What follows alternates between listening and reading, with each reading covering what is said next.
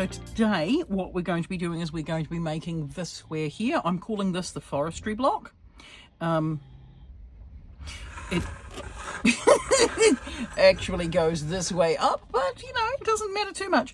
I've taken the yarn label off of this yarn because all you need is a DK or weight 3 yarn for this whole project. What yarn you use is up to you. I'm using wool. You can use acrylic if you want it to be more washable, but that's what we're going for. This one here, it's not an overly complicated knit, but what it does have is what I'm calling these forestry trees. Later on in the Advent project, we're going to be doing some extra stitching in here that will bring out the more tree-like nature of the beast.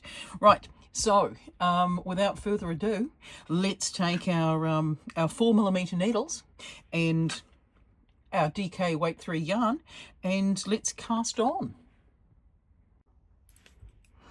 Okay, so the first thing we're going to do is to cast on, for this block here, 39 stitches.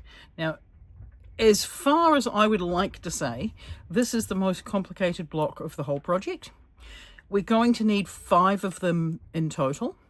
They do knit up relatively quickly. I say relatively quickly, it's the speed that you knit. Whether or not, I'm hoping that with this project I've given everybody enough time that they will be able to knit the entire thing prior to Christmas. I'm not sure if that's going to be possible. I'd like to think it is.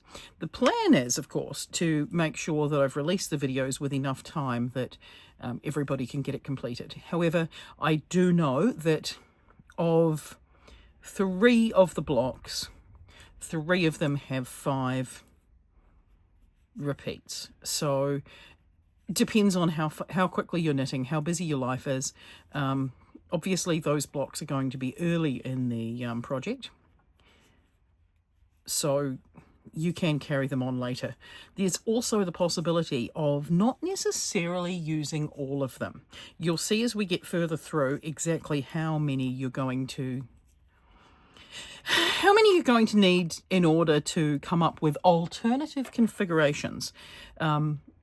Yes, so we've got 2, 4, 6, 8, 10, 2, 4, 6, 8, 10, 2, 4, 6, 8. One more is 10.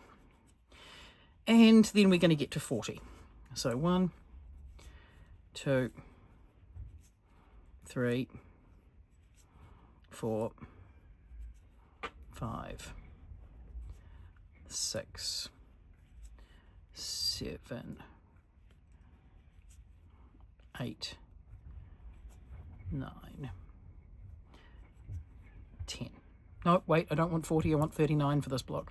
Yep, so 39. So, double checking, 5, 10, 15, 20, 25, 30, 35, 39. All right, now as with each one of these blocks, the first 4 rows are knitted.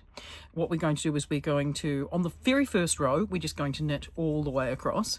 For each subsequent row after the first one, we are going to be slipping the first stitch on every side. I'm sure I've said this before, but by slipping the first stitch on every side, what we end up with is just a straighter, neater selvage in the end. That's just going to help us keep our project nice and square. I am not wet blocking my projects at this stage. I'm on the fence as to whether or not one of the tutorials will be wet blocking the blocks. I don't think it's going to be necessary, but I am using a granny square blocker that I think it's 20 by 20. I'll put the dimensions in the overall instructions for making this project. But I am using a granny square blocker. It's just got removable pegs that can go in. I'm putting them in the corners and the middle of each side, just so that I can stretch these squares out square. I say stretch because some of them want to curl inwards and some of them lay quite flat, but this one here is going to, it's going to have some slipped stitches in it. So those slip stitches do mean that the surface of this particular square has undulating hills, for lack of a better description. Right, so this is row 2, and we're going to start row 2 by slipping the first stitch. Right, I will put you on pause for a moment, and I'm just going to complete row 2, 3 and 4, and then I'm going to meet you back for row 5, and we're going to talk about what happens next. She says, well, continuing to knit. I mean, I'm quite happy to sit here and just chat, but there's only so much to be had, and I don't want this video to be too long for you. So I'm going to stop here, and I'm going to knit up the bottom row of this border along here, and then we're going to rejoin in this section. Right, so now that we've done these first 4 rows, the next section is working up here, which is stockinette in the middle, and it's got this border that all of our squares have on the edge. So what we're going to do is we're going to start with a slip 1, knit 3, then we're going to knit all the way across to the last 4, and we're going to knit the last 4 stitches. On the reverse, on the wrong side, or the purl side, we're going to knit slip 1, knit 3, then we're going to purl all the way across until the last 4, and then what we're going to do is knit the last 4. We're going to do this over 11 rows. Now this 11 rows is going to take us to a wrong side. I'm just going to place that there and hope it doesn't slide away. In order to do this, do you want to watch me knit 11 rows? So we just slip the first one. Again, this is very boring watching this bit, in that we're just going to knit all the way across. I think it's starting to rain here. That's interesting, because I'm looking out the window at the sun, but I can now hear wind, so I guess the lighting's going to change completely. I'm still struggling with working out the lighting for a top-down video. I'm not sure if I've mastered the art of a top-down video yet. You tell me. Right, so we've got 11 rows. We're on the front side. We are knit 4, well, slip 1, knit 4, knit all the way across, knit 3, sorry, knit all the way across to the last stitch, last 4 stitches, and knit those. So as you can guess, the front row of this pattern right now is just slip the first stitch and knit all the way across. The second side is the one that's going to be slightly different, so I might just turn around and do the second side, and then you'll see, and then we'll be able to skip ahead to the tree section. Right, okay, so we're here at the end. We're going to our purl side, or our wrong side, our back side, whatever you want to call it. Now this is a single-sided project. You can flip it over, it's just not going to be pretty. So I guess, I mean, it physically has a second side. It's just not a second side with the finished project that you're going to want to look at. I mean, you can look at it, it's not going to be ugly, but it's not got where the pattern is. So we're knitting the first 4 stitches, slip 1, knit 3. So then we're bringing the yarn forward, just in case you are a new knitter, and we're purling all the way across. This is bizarre. I'm watching the rain. Well, I can hear the rain, but I can't see the rain. I think the rain, oh no, here we go. The rain's slowly moving across. We get the rain from the east. No, we're getting the rain from the west today, and my window is east facing. So it's an interesting view. I can see sun, I can see raindrops. I think my car is still dry in the driveway. It's very slow moving, but it's definitely increasing across. I'm glad I've shut up the sheds and fed all the chickens. But I'm not so amused about listening to the rain.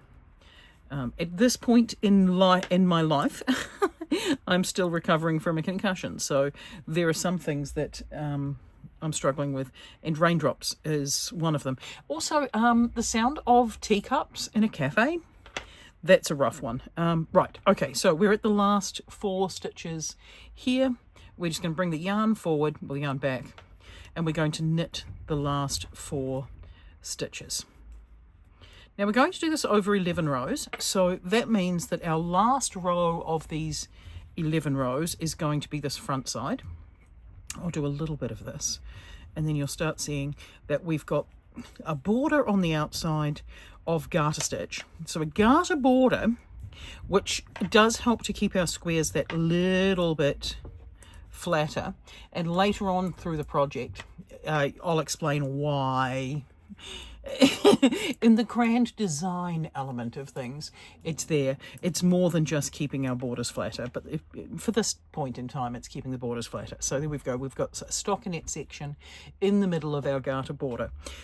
We're going to repeat this over 11 rows. So that's knitting all the rows on the front side, on the back side, knitting all the stitches on the front side, sorry, on the back side, slip 1, knit 3, purl to the last 4, knit the last 4. When I next see you, we're going to be up to this point and we're going to be on a wrong side row. All right, so we've got 11 rows of our stockinette with border on the side there. Now we're going to move on to making our trees. Now we've got 3 trees in each row, so it starts on this purl side. So the first thing we're going to do is slip 1, knit 3 and continue our border. Now these borders do make it really easy to count the rows, so I recommend using the border rows to count your stitches. So we're going to purl 4, 2, 3, 4. Now we're going to take our yarn and we're going to slip it where we would have it if we were going to knit the next stitch, but we're going to slip 5 purlwise. Now we're going to bring our yarn across the front like this here, and you want to leave it a little bit baggy. So, and then we're going to knit 4. So what we've got is we've got this loop on the good side and we've slipped the stitches on the back side. So after our 4, yarn forward, or yarn backward, sorry, then we're going to slip 5 stitches purlwise again. So that's 1, 2, 3, 4, 5. We're going to bring our yarn around, hold it down just so that it creates a little bit of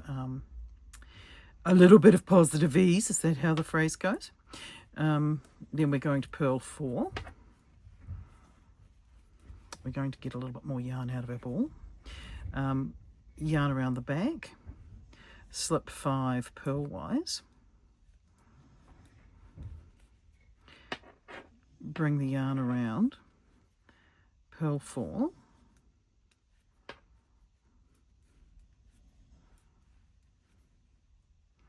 and then we're going to knit the last 4 on the row. All right, and I will show you what it looks like on the other side. Okay, so on our front side, what we've got is our regular knitting with these loops. Okay, so now what we're going to do is we're going to knit across. So we slip the first stitch as usual, and then we're knitting across. The exact numbers are going to be in the written pattern linked down below, but basically we're going to knit 10 on the first bit. That's going to take us 2 stitches past where that loop is, and it's knitting this middle stitch on the loop here. So what we're going to do this is we're going to pick up this loop with our needle. We're going to go into the stitch as usual. We're going to knit this stitch, but we're going to pull through the loop as well. So that's going to secure our loop in an upward direction. We're then going to knit 8, which takes us across to that middle stitch of the looped section of our next tree. We come under the loop into the stitch at the back, knit it as usual, but instead of just pulling through this stitch, we're also pulling through the loop. So it's holding our loop in an upwards V. We're going to knit 8.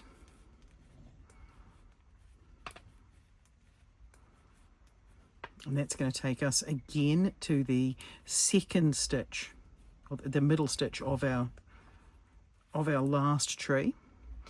Round the loop, into the stitch, knit and pick up that loop, and then we're just going to knit to the end of this row.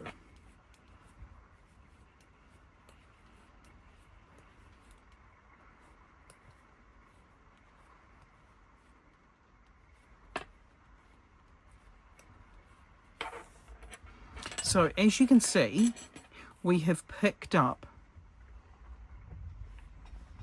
these loops, and these loops are making the start of our trees on our forestry block. Now what we're going to do is we're just going to follow on through the pattern. So we repeat these 2 rows twice more, so we end up with 3 branches on each tree.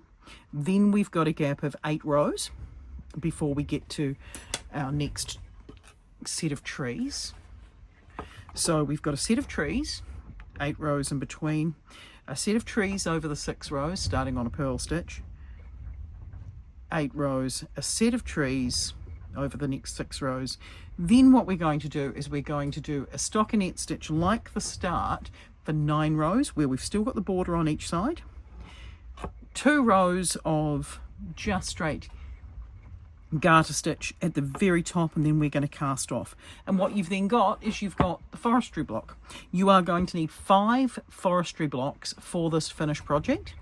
However, you will notice that if you've got one of each of the different types of blocks and you never get around to making a second block, I will give you some arrangements of what you can make with the blocks if you end up with just one of each one. But if you end up with 5 forestry blocks at the end of this project, you will be able to make the finished project as designed. All right, I will leave you to it.